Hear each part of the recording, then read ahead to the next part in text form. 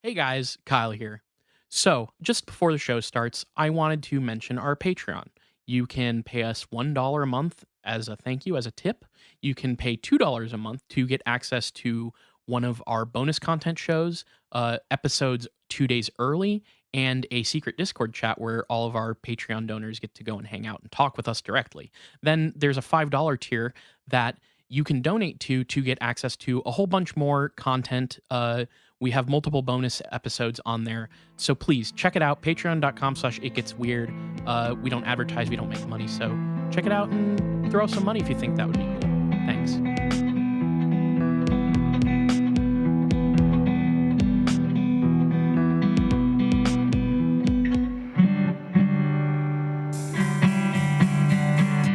Welcome to It Gets Weird, our comedy show where we explore the unusual, the unbelievable, and the unexplained to try and make your world a little weirder. I'm Kyle. And I'm Niall. It's finally not hell hot here anymore. I'm not sweating to record these episodes. So I guess what I'm getting at here is we can go long this week. We can shit. I do have other things I have to do. I've got some personal stuff going this next week, but have to do. It's no longer limited by me wanting to die after about 60 minutes. Yeah, so no, that's a good thing. It's improving out here as well. I mean, we had a couple hot days there, but I'm no longer stepping out and dying. I am in hell for other unrelated reasons, but that's besides the point. It's starting to get nicer, and I kind of tried to because I was like, oh, we did psychic winter, right? Mm-hmm. And then I was like, well, what if we did CIA summer? And then a lot of factors intervened to make that not exactly the thing that happened. Yeah. So it's more like CIA late summer into CIA fall, which is honestly fine by me because, frankly, there's nothing I would love more than a nice cup of hot cider and a nice warm blanket and a sweater curled up next to the fire, listening to stories about the horrible, horrible spooks that make up the CIA. Yeah, and I do think that we should. I'm gonna just make a subtle change that I think will help this. And I think that instead of CIA fall, it should be the fall of the CIA. Because that would be honestly a good thing. Right. And I think that that's the energy we want to put out in the world. That actually brings up a very good question or idea that I would love to talk about a little bit on this episode at some point. But you say that, the fall of the CIA and all that, but they kind of rebranded as a nicer organization. They took all these, guys who did all this shady, fucked up shit, and they kind of purged in the 70s once they kind of came under scrutiny. And we'll get into this, but those people out, they'll probably find work, flipping burgers somewhere. No reason to assume that those people would continue any sort of, shady work. And they brought in a bunch of nice new people. And they they became a better organization. And I feel like over the decades, we've really seen them rebrand in appealing ways that, market consensus and sort of consumer consensus is very positive, I would say. So, I guess what I'm saying is, to your whole thing about the fall of the CIA, take that. Think about that. I mean, yeah, look, they got bright and cuddly. They're all the bad guys are gone. We rooted out those bad apples. I get it. But there's nothing systemic here to be concerned about. Yeah. And it's we haven't talked about this in so long, but we even back then, we both kind of talked about how when we discussed COINTELPRO, which frankly I kind of want to revisit because I feel like I could do better talking about it now. There's no reason to assume that COINTELPRO actually stopped. Yeah, for sure. these shady operations. There's not really any good reason to believe that they actually ended and didn't just like change project name and like scope or like targets or whatever. It's entirely possible that these things have, continued. In fact, I would say it's maybe likely that they did. So last week we ended with the story of Frank Olson. We're discussing the life and times of Sidney Gottlieb, the chemist for the CIA who earned the nickname Poisoner in Chief. And I read a book called Poisoner in Chief by Stephen Kinzer, who has a shitload of it has tons of information about specifically Gottlieb and his work with the CIA. But what we had ended on last week was Frank Olson, the former CIA chemist who was possibly privy to biological weapon shit that we were doing in Korea and the like. And how he wanted to get out. He seemed to have maybe had an internal moral conflict and wanted to get out after getting dosed at a CIA party and like realizing that people were being killed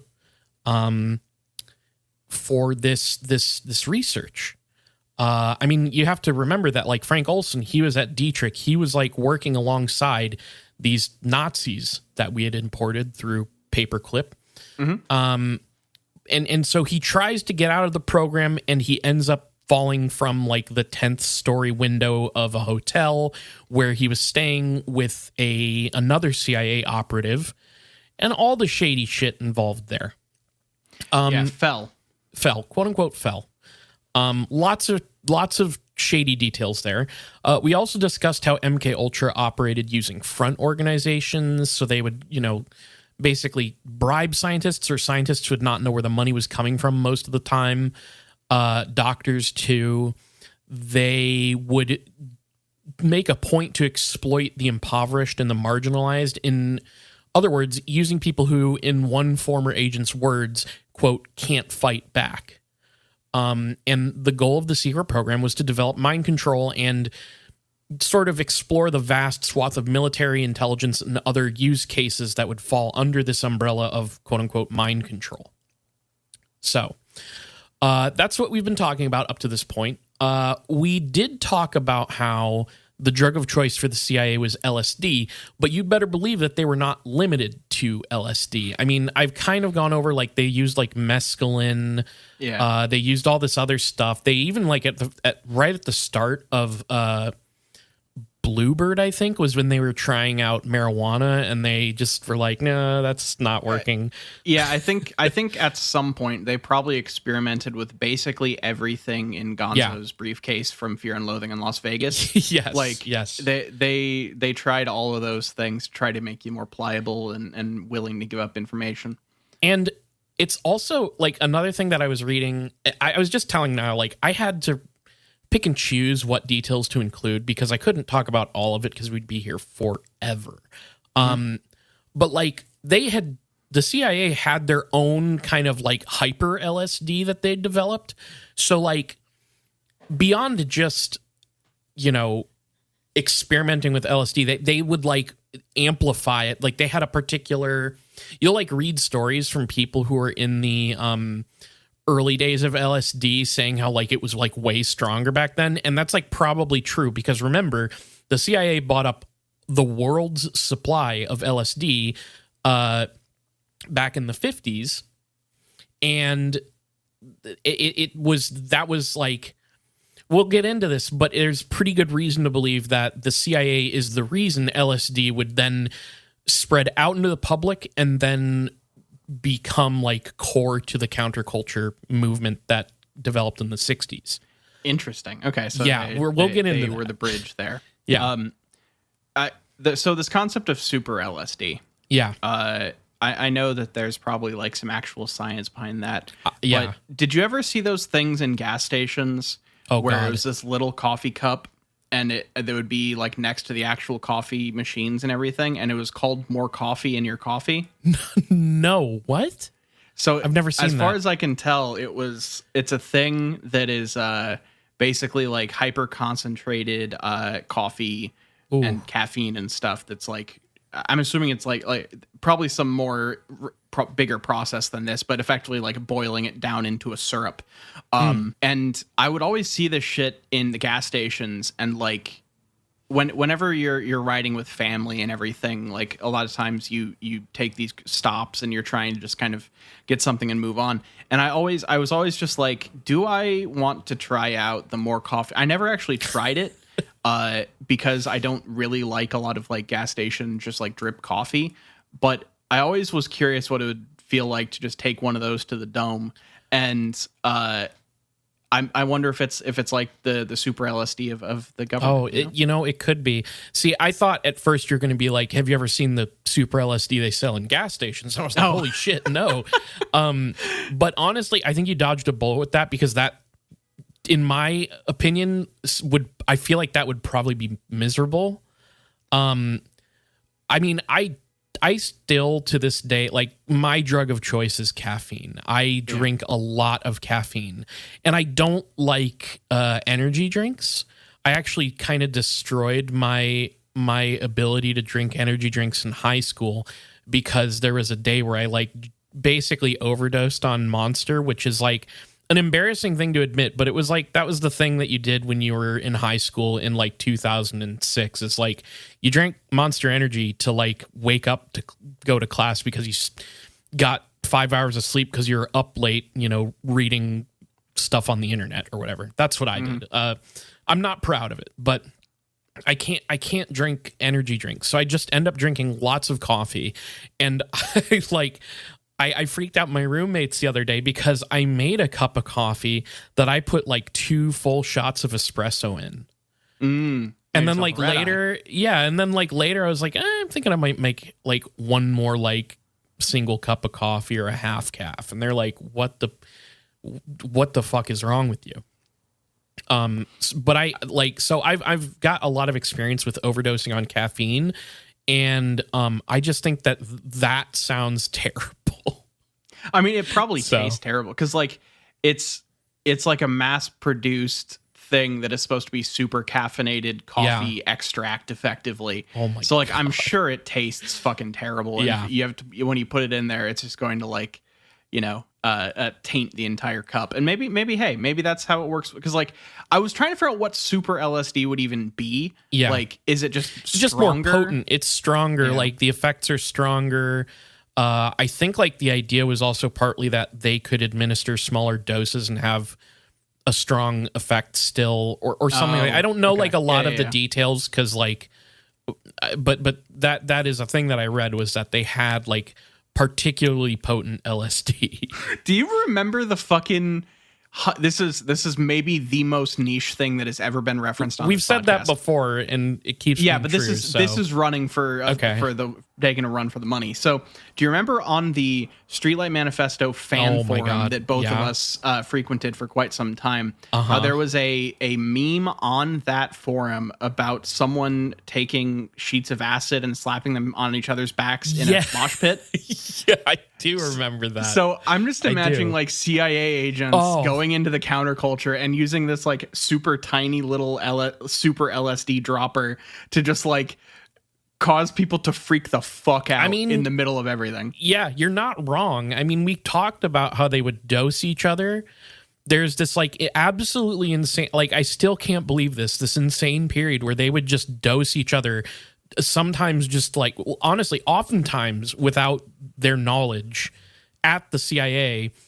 And it's like, what, like I think it was like one person was like dosed for 77 straight days. Jesus. Or something. It's like, it's just insane. So yeah, I mean, you're not wrong, honestly.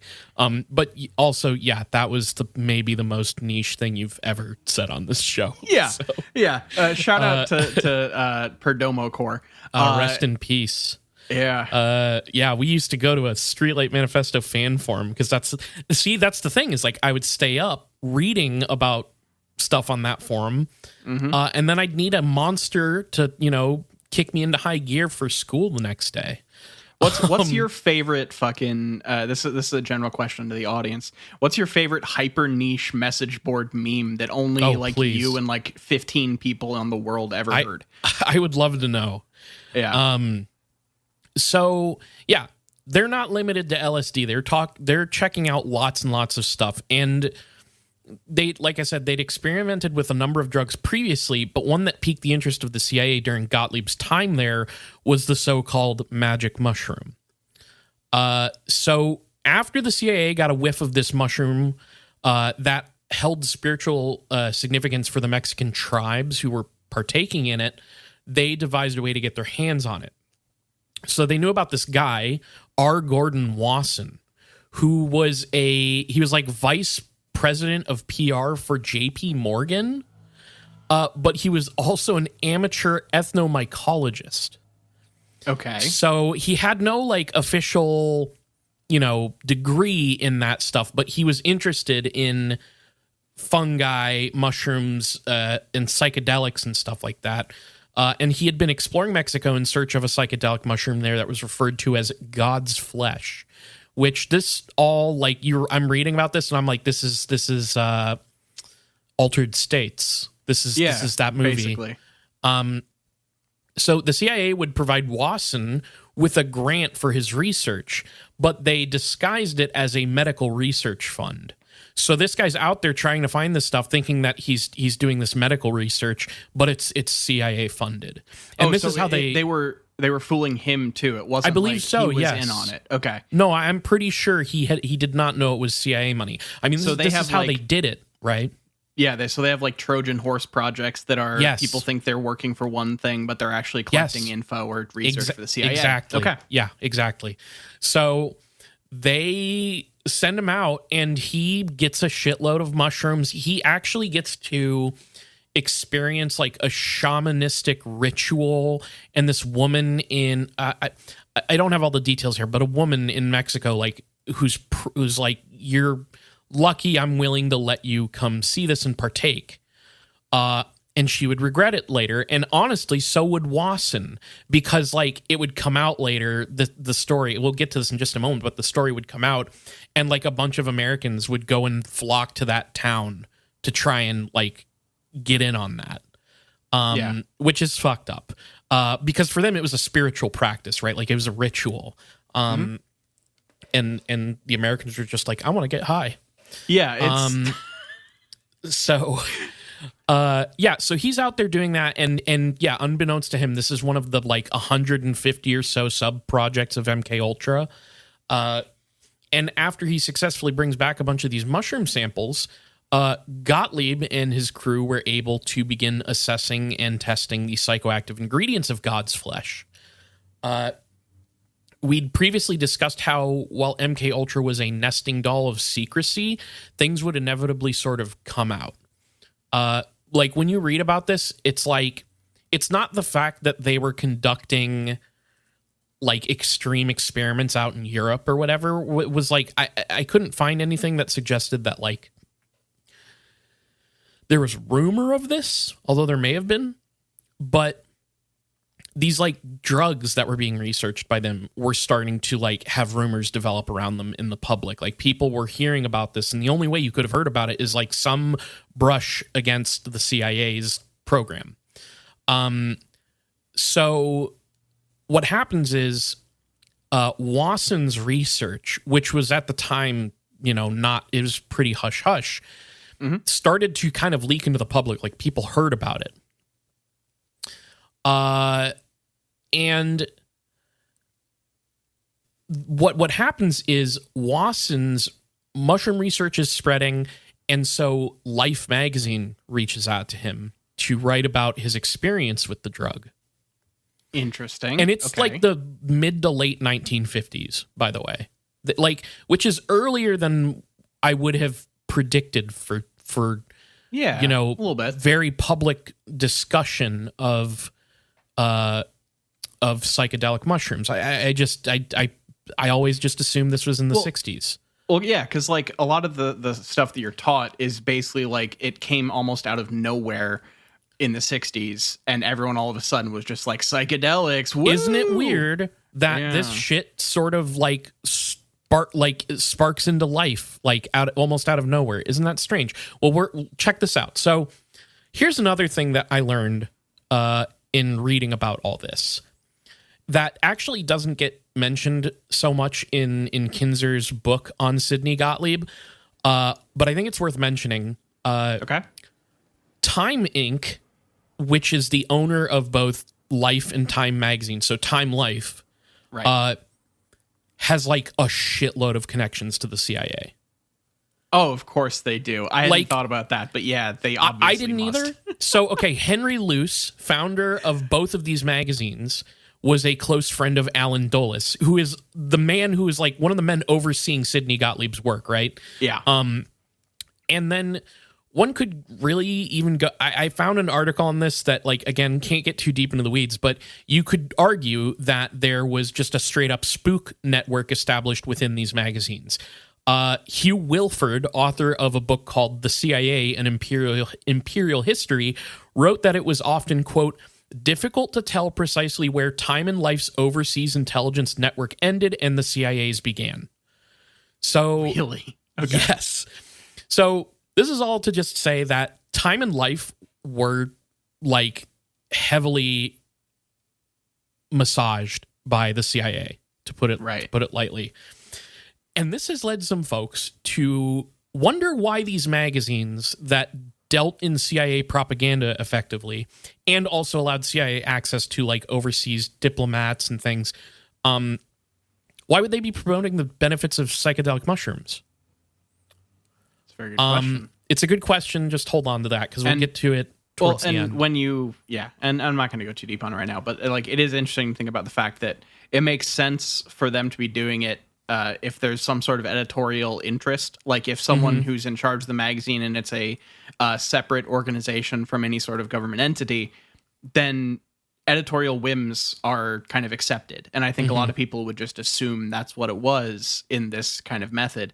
But then you pull back the curtain and there's ties all over the place and you're dealing with the CIA and it's like, oh shit. Okay. And I don't want to just say like, well, the CIA was putting articles out about psychedelics in Time Life in the 1950s, but it's like, it's weird, right? Like that's really all I'm saying is like, it's very weird that this CIA connected magazine was putting this stuff out.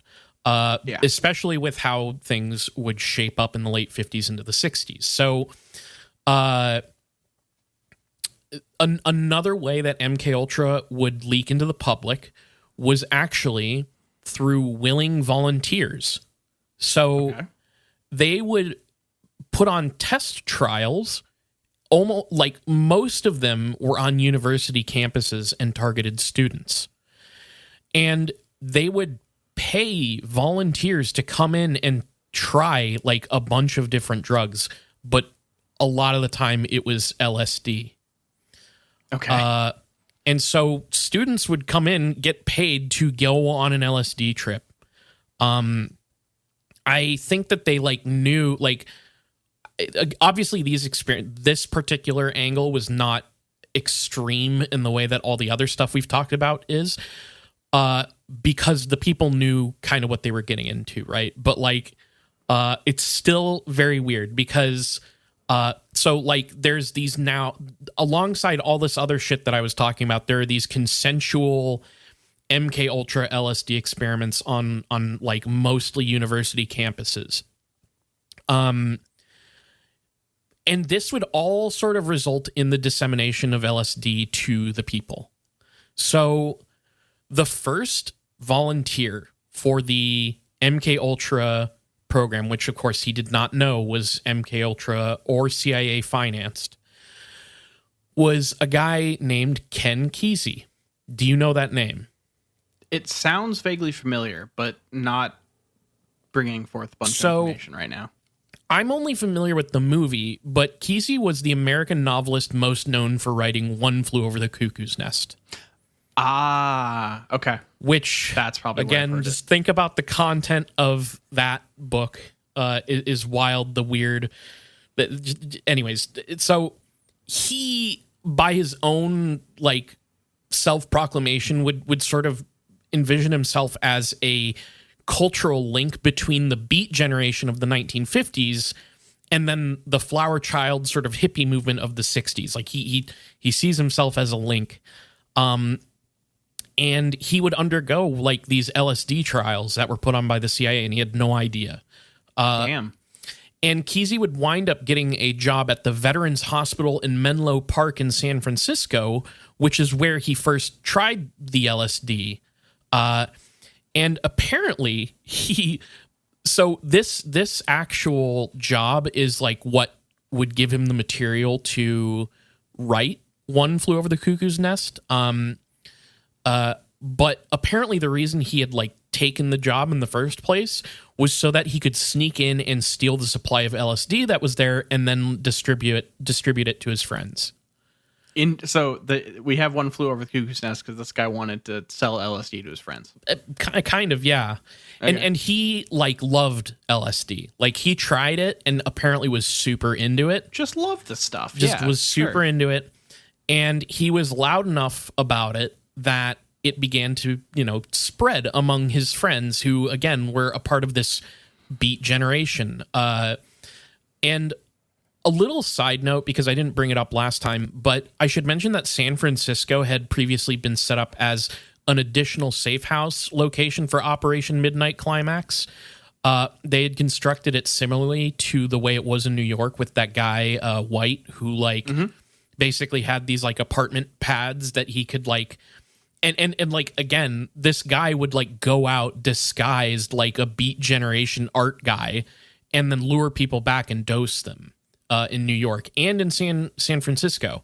And again, without getting too deep into the weeds, but other texts that I was reading, and I'll admit it, some other podcasts that I've listened to, suggest that California, especially San Francisco, sort of became the CIA's personal testing grounds for psychological operations and experiments. There's a lot of weird shit there that like maybe we could get into in the future, but like it's strange. They did a lot of shit there. So okay. Stanford University, 35 miles from San Francisco, was one university that was also conducting this volunteer LSD program. And it was there that the poet Allen Ginsberg would receive a test run of LSD and also very quickly became an advocate. Apparently in the 1960s, when these LSD experiments began to be rumored to have this CIA funding behind it, Ginsberg would write, quote, "Am I, Allen Ginsberg, the product of one of the CIA's lamentable, ill-advised, or triumphantly successful experiments in mind control? Had they, by conscious plan or inadvertent Pandora's box, let loose the whole LSD fad on the U.S. and the world?" So they later became aware of what had happened here. Yeah. Okay. Robert Hunter, the lyricist behind the Grateful Dead, he would partake in a Stanford LSD experiment that inspired him to get into LSD and distribute it to friends. Wow. Okay. So like all of the fucking everything. Yeah. Okay. These people would, like I said, they would have connections to others in the Beat generation. So that would be like Jack Kerouac and William Burroughs, and they would get them in on LSD. Timothy Leary, a man who is just an actual It Gets Weird topic in his own right, would become inspired to research psychedelics after he read Wasson's article in Life magazine. Again, this guy, Leary, has also some weird, like, military intelligence connections. I brought them up before, but in Ghost Stories for the End of the World, I guess... I don't know where this anecdote comes from, but they mention it on that podcast where William S. Burroughs would comment on Leary and his LSD shit, and say something to the effect of Leary would get so loaded that he would forget what organization he worked for. So Leary's a weird story that like we can't totally get into here, but is interesting. But yeah, like suffice to say, he was like the CIA at the ground floor of this budding counterculture movement, which Timothy Leary is like one of the figureheads of that movement. He is like an evangelist. These people become evangelists of psychedelic drugs, in particular acid, LSD. So, but they would all also discover later on that their paths towards LSD were influenced by this MK Ultra program. While these sort of public-facing LSD pioneers would espouse this like mind-expanding, consciousness-enhancing potential, humanity-embracing this version of the drug, the CIA hoped for societal control. And I don't know whether we can get too deep on this, but like I should emphasize that mind control is like, you can kind of also say that they were like interested in the social engineering aspect of drugs. Anything that could exert control, you know, just to add that on there. So it's not just the communist threat, right? Like they want control on from as many angles as they can. Here's a little snippet from the book that I'd like to read you. Quote, years later, the Bureau of Narcotics and Dangerous Drugs commissioned a study of how LSD leaked out of government laboratories. It concluded that the drug's early use was among small groups of intellectuals at large Eastern and West Coast universities. It spread to undergraduate students, then to other campuses. Most often, users have been introduced to the drug by persons of high status. Teachers have influenced students. That was true as far as it went. John Marks, the researcher who first brought MK Ultra to public attention, filled in what was missing. The authors seem to have correctly analyzed how LSD got around the country, Marks wrote.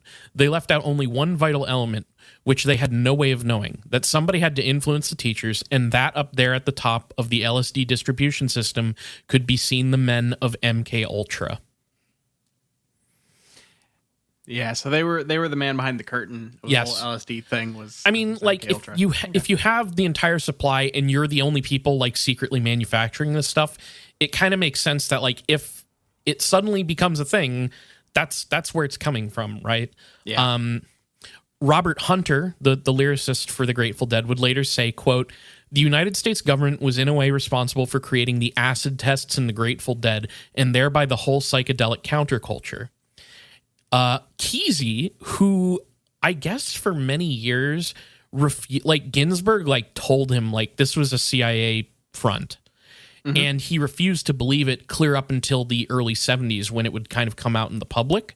So Kesey refused to believe that that's what it was, but he would later say, quote, it was being done to make people insane, to weaken people and try to put them under the control of interrogators. Timothy Leary said, quote, the LSD movement was started by the CIA. I wouldn't be here now without the foresight of CIA scientists. And then finally, my favorite quote is from John Lennon, who says, quote, we must always remember to thank the CIA and the Army for LSD. That's what people forget. Everything is the opposite of what it is. So get out the bottle, boy, and relax. They invented LSD to control people, and what they did was give us freedom. Interesting. Okay. Yeah. So we've talked a lot about like something that I want to talk about at some point, and we'll get to this a little bit. I'll kind of talk about it, but John Lennon's assertion, like, okay, so you have all these guys who are like, what the fuck? That was a CIA thing, and they wanted to mind control us. But John Lennon's sort of version of events, and honestly, Kinzer, the author of this book, sort of suggests that the counterculture and the quote-unquote freedom of this, of like the hippie movement, through by way of LSD, was an unintended consequence of MK Ultra. It's like, oh, they were trying to control us, but actually it gave birth to this beautiful movement that was free, right? Right. But like, okay, and but like there is something to be said about distraction as a form of control, you know? Yeah. Well, and so people like Kinzer who talk about it in this way also kind of like have this, they seem to have this understanding of like, well, the CIA, like, this was a very weird time in history, and, you know, this was sort of a weird moment that you know, can't be replicated, and all this stuff. My point being that there is a counter version of a counter conclusion that some people have about all this, which is kind of what we said up front. You know, no reason to assume that this program didn't continue. Do I think that they continued to, like, kidnap people and drug them in the same way? Like, do I think that they had the same sort of crazy torture setup that they had? Mm-hmm. I don't know if that's necessarily the case. Maybe. I don't know. Probably not. They probably tweaked their methods over time. The thing that gets brought up on Ghost Stories for the End of the World is how, like, this social engineering, like, when you look at the takeaways the CIA had from MK Ultra, it was just like techniques and like methodology of could be extrapolated to other areas. And the thing that I've been kind of hearing people say, that, like, I don't want to come down on one side or another right now, because, like, I have to read more, but the conspiracy side of this is that MK Ultra continued, but they diverted their attention to the rapidly growing growth of like technology. Right. And so, like, you look into, like, ARPANET, for instance, which is like an internet predecessor. That was a CIA-funded project. And the whole, the sort of little jump being made here is that this like way of social engineering could maybe have been continued through technology and then the internet. And when you look at the state of the internet, I'm kind of like, I could see it. You know what I mean? Like, I could see that the internet is like a weird MK Ultra style project of social engineering, because it's so fucking insane now. And has been for a while. But, like, again, I don't know enough about that, and this is way too in the weeds, but, like, some people want to argue against this conclusion, this, like, neat sort of little, like, we can take MK Ultra and just say that was like a lapse of judgment, you know? Yeah, they want to look at it as an aberration, not as, like, the way things are, you know? Yeah. So just a little side note. So we've talked a lot about LSD and the drug aspect of Sidney Gottlieb's work at the CIA, but remember, this man was basically a super chemist. His work for the CIA did not end with MK Ultra drug experiments. He did a bunch of other stuff that was absolutely bonkers. So with agents at his direction researching things like the magic mushrooms of Mexico, he would also look for fungi, plants, and so on that were, you know, toxic, deadly. Mm-hmm. He would be the lead guy for projects and devices for killing people with poison. Gotcha. So time for him to earn his nickname. Yeah. So Richard Bissell, deputy director of plans for the CIA and the overseer of the secret Lockheed U-2 spy plane project, which was being tested in 1955 at Area 51, he asks Gottlieb for help. He basically says that they're planning to conduct this highly classified mission to send a U-2 crew over Soviet military installations so they can photograph them. Okay.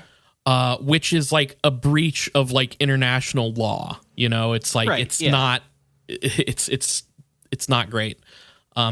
So Bissell wanted a contingency plan in case a U-2 and or its pilot were down behind enemy lines. He asks Sidney Gottlieb for a good way that a pilot could commit suicide. Yeah. So is this the guy behind like the pill that's in the fake molar or whatever the fuck? Well, I don't know if that specifically comes from Gottlieb, but okay. When I think about, what's the name of the guy who wrote the James Bond books? Oh, Jesus. Ian Fleming. Fleming. So like, when I read this, another aspect of the CIA that like we don't really have time to get into here is that they kind of like were fetishists for British intelligence. Like the Okay. OSS was modeled after British intelligence, the MI6. And I don't know exactly the timeline here, but it sounds, it's a very like James Bondy thing, right? Like, so I guess the point that I'm getting at is like, I sort of wonder if these wild ideas, Frank, like to me, it's like wild to be like, we need to develop a way for a pilot to like just kill themselves. And in popular culture, we have like the cyanide tooth or whatever. They actually developed that stuff. Not the tooth. It was a different thing. And Sure. So I guess what I'm saying is like they were really like straight up Anglophiles. These like CIA guys or even OSS guys. These like old boys from those organizations. And it makes me wonder because like I don't actually know anything about MI6, but given the connections between Fleming, MI6, the James Bond stuff, it makes me wonder if they had already had some sort of program like that for spies. Because I do believe MI6 operated like with spies like before the OSS was a thing. And again, they're looking at them and going, wow, we should do the same shit. Just to ward off any eventual emails, I believe the actual organization is MI5. Oh, MI5. What's MI6? MI6 is the organization in the James Bond movies. Oh, okay. Okay. That's silly. Yeah, they just differentiate it a little bit. Okay. That's always been like a weird detail that I didn't fully get. Like this is a child's remembrance because I that was a thing I internalized when I was probably 7 years old. That's so silly. I didn't know that actually. Okay, so noted. MI5 is the actual organization.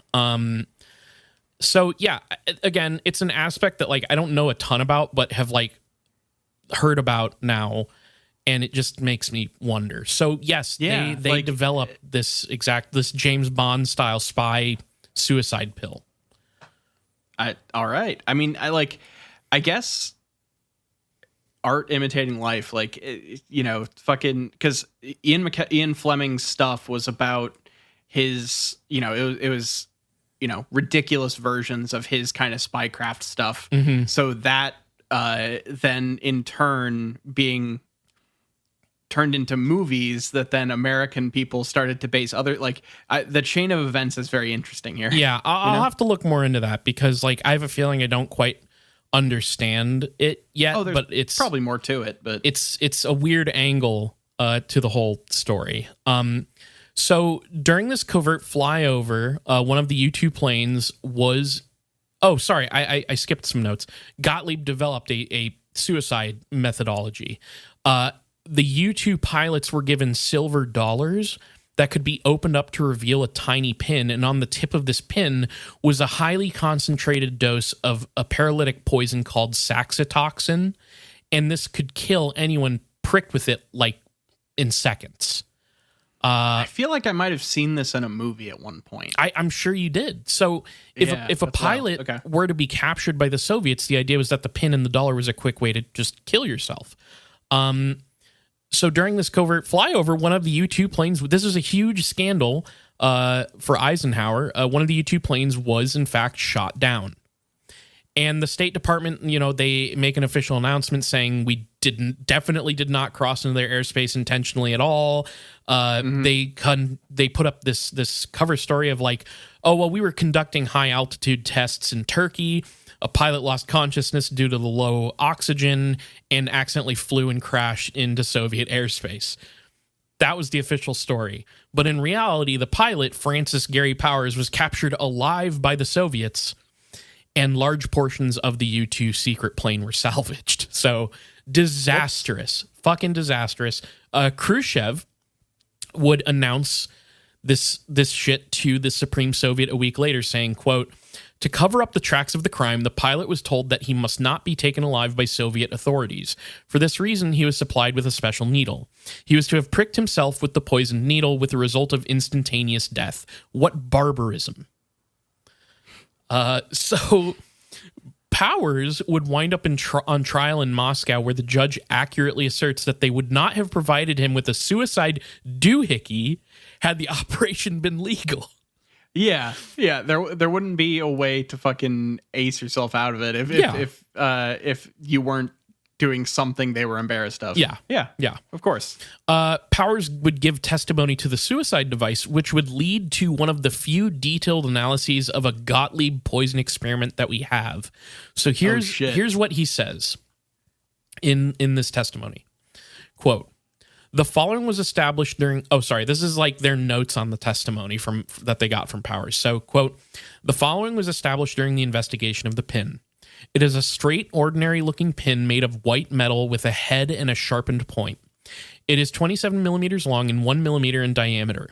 The pin is of an intricate structure. There is a bore inside it extending its entire length except for the sharpened point. A needle is inserted in the bore. The needle is extracted when tightly pulling the pin head. On the sharpened point of the needle are deep oblique furrows completely covered with a layer of thick, sticky, brownish mass. An experimental dog was given a hypodermic prick with the needle extracted from the pin in the upper third part of the left hind leg. Within 1 minute after the prick, the dog fell on his side and a sharp slackening of the respiratory movements of the chest was observed. A cyanosis of the tongue and visible mucous membranes was noted. Within 90 seconds after the prick, breathing ceased entirely. 3 minutes after the prick, the heart stopped functioning and death set in. The same needle was inserted under the skin of a white mouse. Within 20 seconds after the prick, death set in from respiratory paralysis.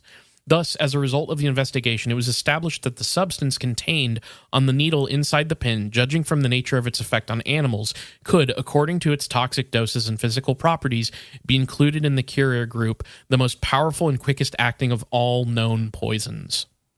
So it took us to part 3, but we got a dog death Dogs, in yep. this episode. We killed a dog in this it. one, yep. Well, I mean, we didn't, but yeah, it's there. And I saw that anecdote and I was like, well... The American war machine killed that dog. Yeah. Wasn't us. Poor guy. So this little suicide device was one of many, many uses of Gottlieb's poisons. For starters, the man could develop poisons that were not detectable when analyzed by toxicologists or autopsies. He could create poison that would just appear... If you were killed by it, it would appear normal. You would appear to have... It would not leave a trace that you had been killed by a poison. Poisons. Yeah. Damn. Okay. Now, was that just because he was using something that we hadn't done, or is there something like... He's just so knowledgeable about the properties of these chemicals and these like... One of the sort of running themes that in his life is that he is... a problem solver. He's like, you tell him you need or want a thing, he's gonna figure out how to fucking do it. All right, and so I just sort of imagine maybe put those skills to good use. No, fucker. No, why? Look at how cool this is. This is crazy. Yeah. So no, I imagine he's getting told like, we need poison that can't be traced back to us, and Gottlieb is like, hold my fucking beer and also don't drink from it because it's laced with LSD. Yeah. So he's just that. He's like a fucking chemist wizard. Like, honestly, the way he gets described is he's just so knowledgeable about this stuff that he can develop crazy shit that we had not had before in our arsenal. So this ability to develop these untraceable toxins and stuff, that meant that Gottlieb was the go-to man for methods and plans to assassinate people. Yeah. You gotta wonder with someone like that got that title, what the fuck is this man's body count? Yeah. You know? It's like... It's gotta be pretty intense. There are stories in the book of like people who were found dead with like trails that like they died under mysterious circumstances, but like Sidney Gottlieb was there. Like when you check the historical record, he was there, and it's like he probably poisoned these people. It's like there's these weird stories, and like it's also partly due to the fact that so much of MK Ultra's evidence was destroyed that we don't really know the full extent of this. We just know that it was possible, and we know like specific instances, and like people in Germany, like I believe Der Spiegel had like an article about the CIA's operations there because it was found out that there was this like torture base and stuff, like, so we know there's evidence of it, but like a lot of the like primary evidence within the CIA was destroyed. So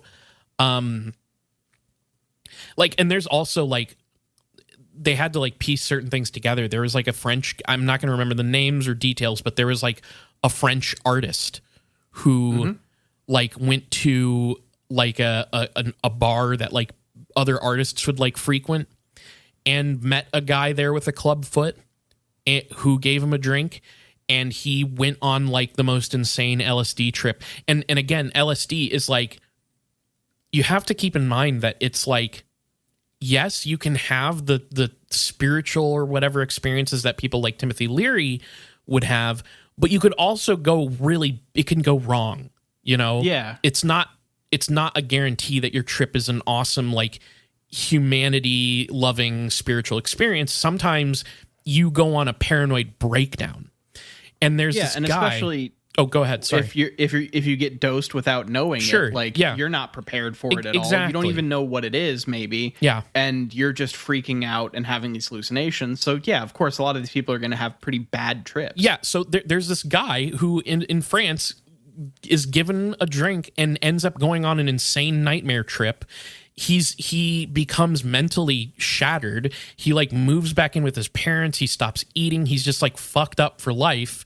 The immediate aftermath of that trip, he checked himself into a hospital, and he was, in his medical reports, he had hepatitis. Oh. And the way they pieced together that this was likely a hit by Gottlieb is that Gottlieb, I think, was like in the area. Like they have something proving that he was like there during that time. And it was like the day after he was discharged from the hospital. There's documents that were like, Gottlieb was like, we wanted to test whether LSD was like particularly effective with people who had hepatitis. And there's like a note, like, not as effective on hepatitis. Like it's not relevant, but it was like, it all matches up with when this guy goes to the hospital, which again, these hospitals were sometimes CIA fronts, and they're discharging him going like, there's nothing wrong with you. So yeah, but they had the medical file that say it had hepatitis, and then you have the hospital the CIA was working with, and there you go, you get a test subject. God damn. Yeah. Crazy, right?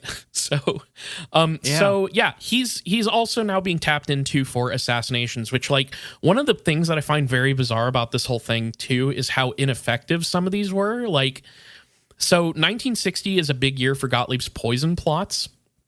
The first big thing is he is hired to concoct a poison kit. It has a bunch of different shit in it. Okay. And this poison kit was personally delivered by Gottlieb to the Congo, where the CIA was hoping to take out Prime Minister Patrice Lumumba. And Richard Bissell and Alan Dulles would make this surprise visit before this to the White House because they were afraid that Lumumba was going to be joining up with the Soviets, basically. This basically gets Eisenhower to give the go-ahead to assassinate him. And Gottlieb would design a kit that, like, a personal, like a fucking, this was a Lumumba bespoke poison kit. And he would take it to the Congo himself. He would meet with the CIA station chief of Leopoldville, which is the capital of Congo. And he would introduce himself as Joe from Paris. He's meeting the CIA operative. He's going by a weird name because, again, there's secrets within secrets in the CIA. They don't want people to know exactly what they're doing, even to the other CIA operatives. And Gottlieb would hand this kit to this station chief, Larry Devlin, and explain to him that we're going to use this to poison and kill Lumumba. to which Devlin reportedly responded by saying, quote, Jesus H. Christ, who authorized this operation, and so-called Joe from Paris would respond, President Eisenhower. God damn. All right. So here, again from the book, quote, Gottlieb coolly explained to Devlin what was in the poison kit and how to use it. One of Devlin's agents, he said, should use the hypodermic needle to inject botulinum into something Lumumba would ingest. As Gottlieb would later put it, anything he could get into his mouth, whether it was food or a toothbrush. Devlin later wrote that the kit also included a pre-poisoned tube of toothpaste. The toxins were designed to kill not immediately, but after a few hours. An autopsy, Gottlieb assured Devlin, would show normal traces found in people who die of certain diseases. So he would have, like, when people talk about, like, a poison that looks like you had a heart attack, that this is the kind of shit he's dealing with, where it's hiding it under natural things so they don't notice that it's poison. Okay. Yeah, exactly. So the hope was to poison Lumumba's toothpaste or food, but the agents attempting to infiltrate his like inner sanctum, they never quite got there. And then in early 1961, Lumumba was captured by Belgian and Congolese forces. They shoot him and dissolve his remains in acid. And so they never actually managed to poison him. But Eisenhower and the CIA got what they wanted anyway. So, dang, they didn't get to poison him. They just dissolved him in acid. Yeah. All right. You know who else freaked out the CIA and Eisenhower and then Kennedy enough to want to kill him? Who? Fidel Castro. I was wondering if he was going to show up. Okay. So, what do we do with Castro with LSD? Another fun fact about the CIA is just how ridiculously mobbed up they are. They had lots of mafia connections around the world. And when it was decided that Castro needed to die, the first thing they did was turn to handsome Johnny Roselli and Sam Giancana, who were big mafia names. And so these gangsters are approached by CIA men who basically come up to them and say, could you just gun down Castro gangland style for us? And the mafia men effectively reply with, are you fucking stupid? No, that's ridiculous. We won't do that. But our counteroffer to you, which again, this is the CIA and the mafia talking about killing Castro. They say, give us some poison because presumably you guys have a poison guy and we can see if we can get close enough to Castro to administer it. And so Gottlieb was their man. And it's very funny to me because, no, they didn't know who Sidney Gottlieb was, but they very correctly guessed that they had a fucking poison guy at the CIA. Yeah, of course. So in May of 1960, Eisenhower was briefed by Allen Dulles and decided it was time to get rid of Castro. Gottlieb, who you will recall by this point had been self-administering LSD as an experiment for many years now, develops a bunch of defamation and assassination plans for Castro that are fucking weird. Which I just want, one of the things that people talk about with this guy is he had over 200 acid trips working with the CIA. And the question pops up, how influential was LSD in his ideas? How influential, you see what LSD can do to people like Timothy Leary, where they start to develop new ideas about reality and life and things like that. What did it do for the guy who was the head of poison at the CIA and the head of MK Ultra? Was he inspired to do some of the weird fucking shit that he did because he was tripping on LSD? That's one of the questions that comes up, but we don't know for sure. It's definitely possible. Yeah. So they first tried to do some non-lethal stuff to knock Castro down a peg. During Midnight Climax, Gottlieb and George White had successfully tested an aerosol laced with LSD that could spray down a room of people and dose them. They tested this in George White's pad in I think in New York. And the first plan was to do this to Castro in his radio studio where he would conduct these broadcasts to the citizens of Cuba. And it seems that the idea was to like disorient him during one of these broadcasts with LSD and make him seem like a lunatic, I guess. So they initially thought this was a thing they could do. And they didn't, I guess they just weren't able to get close enough to do this one. Like they couldn't make it happen for whatever reason. The other one that, again, I just am wondering how much LSD influence there was. Gottlieb and his team initially developed this bizarre non-lethal scheme to basically make Castro's hair fall out. I've heard about this. Yeah. I didn't know if it was related, but I remember like Fidel Castro might be the like ruler that was around in the right time and for the long time enough to have the wackiest assassination attempts of like anyone. Well, and this is the era of Gottlieb's CIA, it's like we're doing weird LSD shit here. We're gonna come up with some fucking harebrained scheme. Yeah, and sure, his hair falling out isn't an actual assassination attempt, but it falls under the same umbrella of wacky shit we tried to do to destabilize Cuba. And it's like their entire reasoning was like, well, he's a charismatic leader, and that charisma is like in his beard, his like iconic beard. Yeah. So like we make his hair fall out, and his charisma drops by however many points, and he looks, it's insane, right? Like it's such an absurd idea. But the plan would have involved coating Castro's shoes with thallium, which I don't know exactly what that is, but the idea was like he would wear these shoes, and it would like the chemical would get into him, and it would cause his hair to fall out. But they couldn't get the conditions right for this plot, and it was already getting questioned by agents because of its bizarre nature. Like, there were other agents who were like, for real, this is what we're doing? And they're like, yeah, we want to try it, yeah. And then eventually, yeah, you know what, maybe not. We don't do that one. So eventually they're like, well, if we can't make his hair fall out, then we should just kill him. Plan A's hair falling out. We tried it for a little bit, seemed a little silly. We ditched it, so we're just going to murder him. Yeah. Okay. So... And then they proceed to botch about 100 attempts. Over the next You're getting years. ahead of my thing here, but yes, they fuck up so many assassination attempts. It's insane. Castro is so. I gotta admit, like because there's another really great podcast that I would recommend everybody out there check out called Blowback. If you haven't heard it, there's a whole season on the Cuban Missile Crisis and Castro. And it's fantastic. And just hearing about how much we fucked this up is so funny. But I have a couple little extra details here for you. So Gottlieb would be behind a lot of these assassination plots. He would kind of be like designing them and developing poisons for those specific situations to try and kill Castro. So here's a short list of some of the stuff they tried. They poisoned a fountain pen. They poisoned a handkerchief.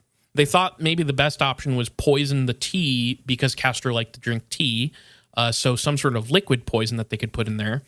Then we got weird. There was an exploding conch shell, which I don't know the details on that one. That's a very strange. Yeah. I think it was like if you were to hold it up to his ear, it would explode and kill him. Most famously, they poisoned his cigar, which like they poisoned his favorite brand. It was like in a CIA vault for like, I don't know, like 10 years or something. And then they like pulled it out and tested it again, like all these years later. And it was like still like 94%, like I forget the actual term, but it was like still very much just like, if you put this in your mouth, it would kill you like almost immediately. But here's my personal favorite. Castro, I guess, was a scuba diving enthusiast. Okay. And so Sidney Gottlieb developed a wetsuit that had its insides laced with like a fungus that if it would kill you. Okay. And I think it was like gifted to Castro or something through some channel, but he never put it on. So Castro's house at some point in maybe, we'll go ahead and say mid 60s. Yeah. He just has like 16 different ticking time bombs in his house at any given time. And he wasn't fucking stupid. Like, he knew they were trying to kill him. And so I imagine he had a nice room where he would like bring visitors and be like, and here's the room where I keep all the shit the CIA tried to kill me with. So he's hanging up the suit. He's got the box of cigars or whatever. It's insane. So yeah, to keep a long story short, none of these things worked out for one reason or another, but this shit is why he was known as Poisoner in Chief. This is where he got that nickname. You could honestly do an entire episode on the assassination attempts of Fidel Castro. It's so wild. But just know this was Sidney Gottlieb's work for the CIA, how to break minds and kill people. So even after MKUltra officially petered out by 1963, officially, by the way, we don't, supposedly it ended. Gottlieb would continue working in a similar capacity at the CIA until his retirement in 1973. And that same year, with Richard Helms as CIA director, Richard Helms was like the main protector of Gottlieb and his work at the CIA. This is the guy who kind of turned a little bit of a blind eye to what he was doing, but was like, this operation's important and I need to protect Gottlieb and his work. Like he's one of the main guys for that. But he's going to get ousted with these upcoming investigations into the illegal activity of the CIA. He's going to get removed by the president. So Richard Helms is on his way out, and the Watergate scandal is rocking the intelligence world and just, the United States in general. Right. And the CIA is now under scrutiny for all the illegal shit that they've been doing. Various people, journalists, news outlets are coming after them.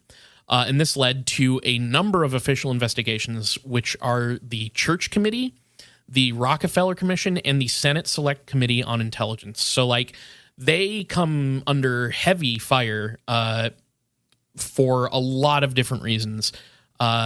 And honestly, I'll probably talk more about these things in an upcoming episodes because, like, again, I want to do like a Richard Helms episode maybe, or maybe even, I mentioned James Jesus Angleton, but there's a whole bunch of other people. There's this guy, Jolly West, who's fucking crazy, who is like an MKUltra like fanatic. There's a lot of weird motherfuckers at the CIA at this time. They're all normal now though. So, yeah, they're all very upstanding at this point. So Gottlieb, this is happening, right? But Gottlieb has sort of gotten out, and on the way out, with Richard Helms leaving and Gottlieb, retiring, they destroy MKUltra just because they're like, we don't want people to, know too much about this now that we're actually under scrutiny.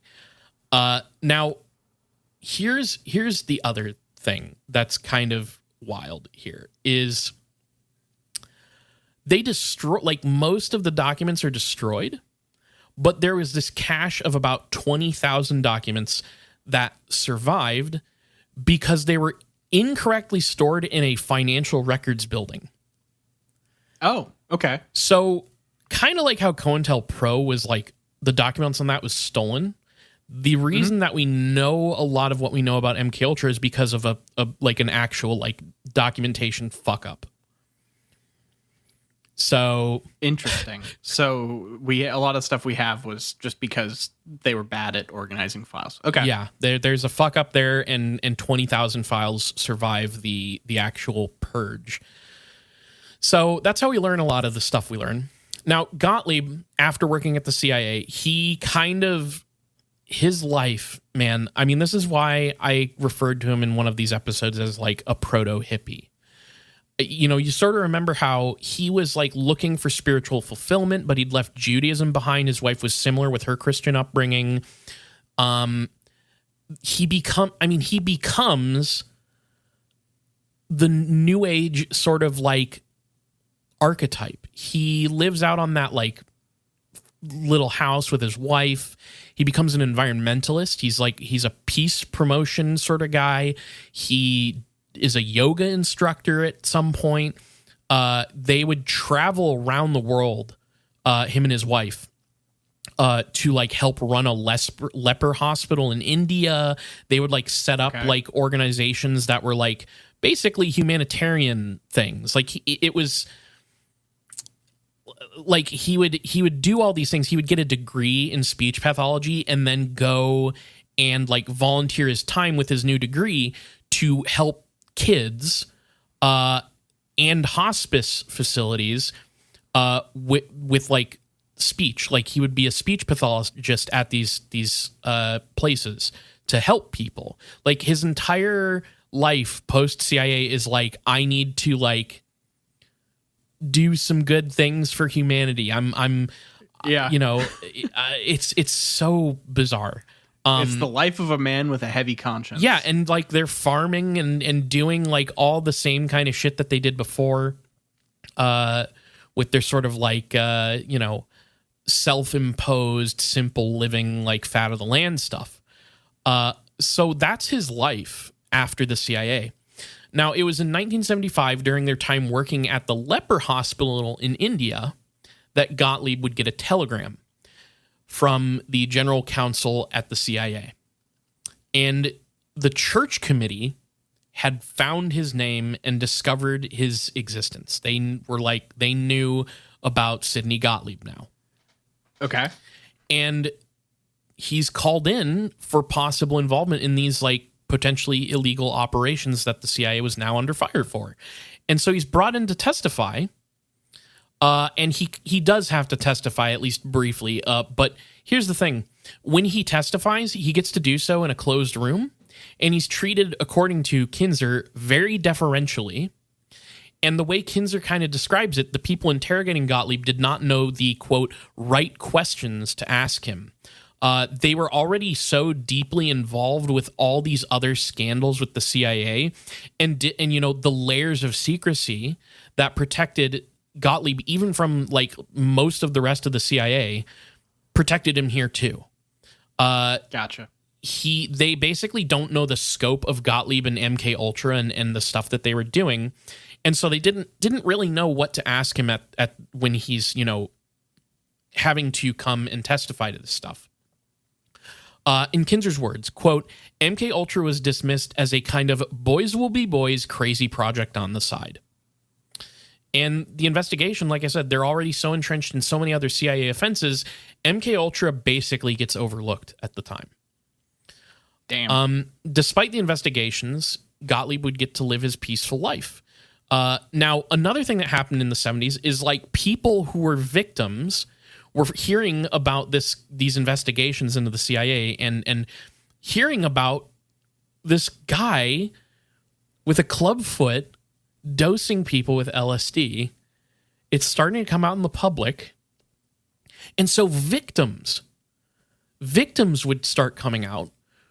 People who were dosed by MK Ultra agents and sometimes Gottlieb himself are like coming out and they start to protest, and they put together they get like a lawsuit going, right? They realized what had happened to them with the church committee coming out, and their lives and minds had been nearly destroyed in a lot of these cases. And so these people are like, I met a guy at a bar who had a club foot in the 50s who and I had the fucking most fucked up night of my life, and it broke my brain. But these lawsuits would happen, and the CIA would like intervene, right? Like they would drag shit out.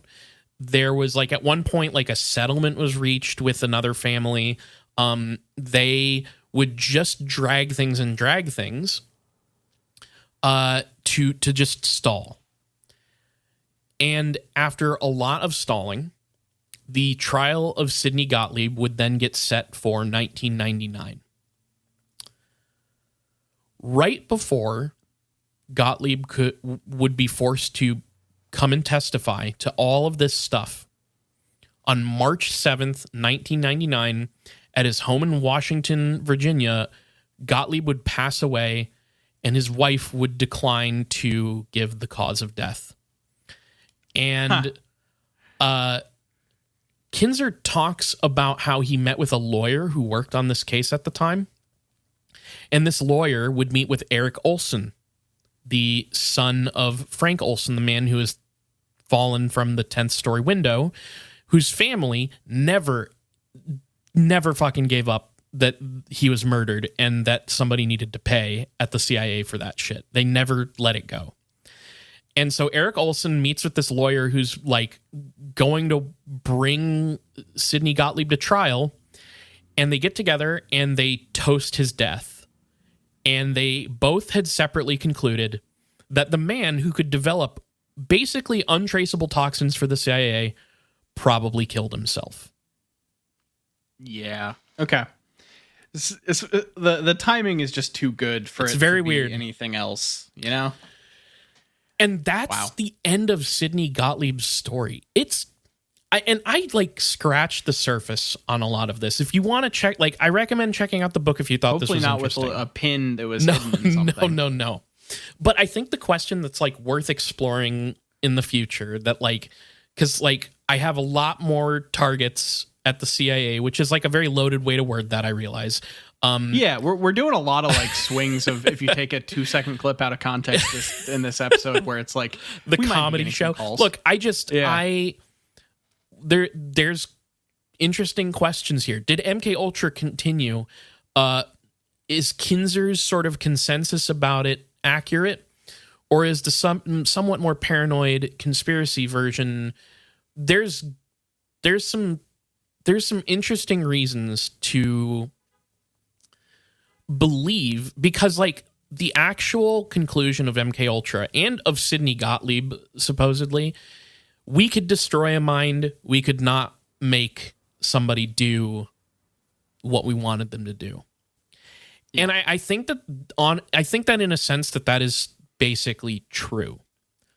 But what's interesting to consider, especially when you learn a lot of the other stories that are attached to MK Ultra that we cannot get into here, there's some evidence that maybe there's some evidence that suggests that MK Ultra maybe worked.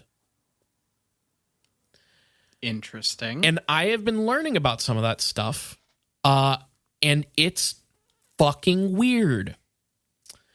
Some people you might recognize who are allegedly, but a heavy allegedly, were subjected to MK Ultra shit are Ted Kaczynski. Yeah. The Unabomber. There's also oh shit, I'm forgetting a name. Saran, who assassinated RFK. Right. There's some weird connections there that I was reading about that, again, I'm not making a conclusive statement about any of this because, again, this is the conspiracy area that I don't know as much about. And I think the big one, because I'm reading a book about this, I've been reading it for like months and I'm finally fucking getting through it. Charles Manson has been connected to MK Ultra experiments from his time in prison. Right. So when you think about those people who all became vicious criminals in one way or another, it does make you go, did breaking their mind do, like, what happened here? You know, like, if these people were actually subjected to MK Ultra experiments, what the fuck did that have influence on what happened with Manson or any of that stuff? It's an interesting, I don't have a good answer because it's very paranoid to me. It's like it's a little fringe, but it's an interesting story, and I'll get back to you when I fucking finish reading Chaos. Yeah, when we do the fallout of the MK Ultra, which I kind of want to do, but like I don't really want to talk about Manson. That shit's fucking grim. But like it is related. It has connections and it's weird. Yeah, for sure. So yeah, that was Sidney Gottlieb and MK Ultra. I hope it was at least interesting. It's something that we really had to cover at some point. It's like it's such MK Ultra looms so large over American conspiracy theory, to the point where it's still like getting referenced as a thing to this day. And I couldn't like, ignore it anymore. Impacting things. Yeah, and exactly. It's going to be the same with like the Kennedy assassination. Eventually, we can't ignore that shit. But I feel like I'm much more. I'm much better. Like, I'm almost at the point where I'm able to do the research to do that episode correctly. Yeah. And that's like it's been a journey. And that's the thing is like, I whenever I like what I've been thinking about while doing this series of episodes is like, man, we used to like joke about like Yetis in the Ural Mountains like jerking off, and now it's like, here's 4 hours on the CIA poison assassin, like who, like I do still think that we have a lot of fun here, but like I've developed a very authentic interest in all this stuff, and not all of it's very funny. There's funny moments, don't get me wrong, but like reading this was like, holy shit, it's so crazy. It's really, really crazy. You gotta occasionally let the steam off by doing a fucking haunting or a ridiculous. I agree. And sometimes you gotta let the steam off by making a very, very chill, simple, big question. Which, if you're ready for, I'll hit you with. Hell yeah, hit me. All right. What you having for dinner tonight?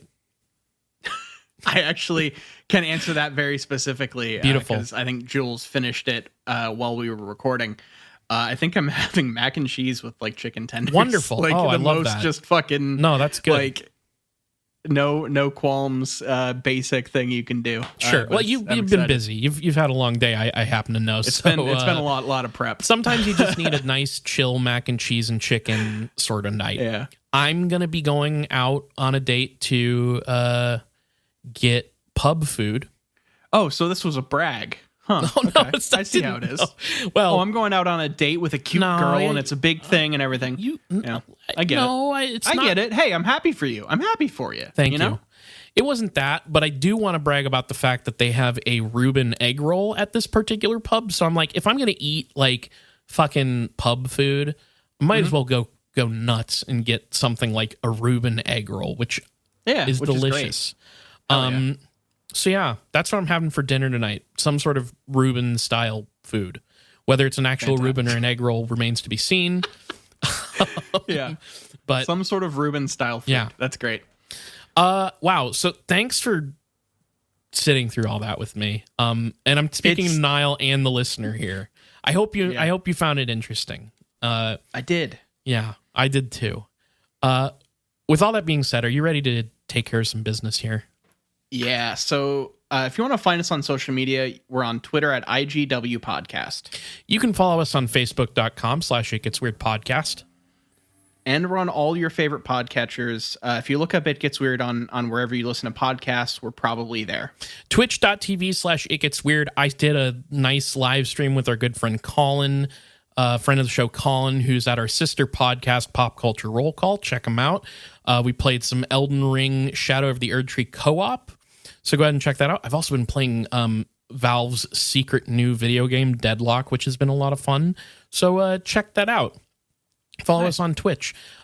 Email us at itgetsweirdpodcast@gmail.com if you have a question, if you have a story, whatever. We asked something up front about people to email us, and I forget what that was, but if you want to email us, that's where you do it. itgetsweirdpodcast@gmail.com. We love getting your emails, and if it's good, we'll read it out on the show. And just let us know how you want us to address you. Patreon.com/itgetsweird. We have a $1 tier, a $2 tier, and a $5 tier. The $1 tier is just kind of you going, hey, thanks for doing what you do. Here's a buck. You don't get anything special out of it. You just get the satisfaction of giving a tip to your favorite weirdo podcast. At the $2 tier, you get It Gets Weird TV, where every other week, Niall and I are discussing weird television. Right now, we are in Season 2 of The X-Files. We're about to hit that Season 2 finale, so then people who donate to the $2 tier and up will get to vote on what show we watch after that. Is it going to be X-Files Season 3? Is it going to be Kolchak the Night Stalker? Am I going to get to force Niall to watch Neon Genesis Evangelion? It's all up for grabs at the $2 tier plus. Yeah. And then at the $5 tier, I don't know why that just tickled me. I know it's an impulse because everyone they know how much you like the show, and they know that I have seen it in high school and don't really have a lot of strong feelings about it.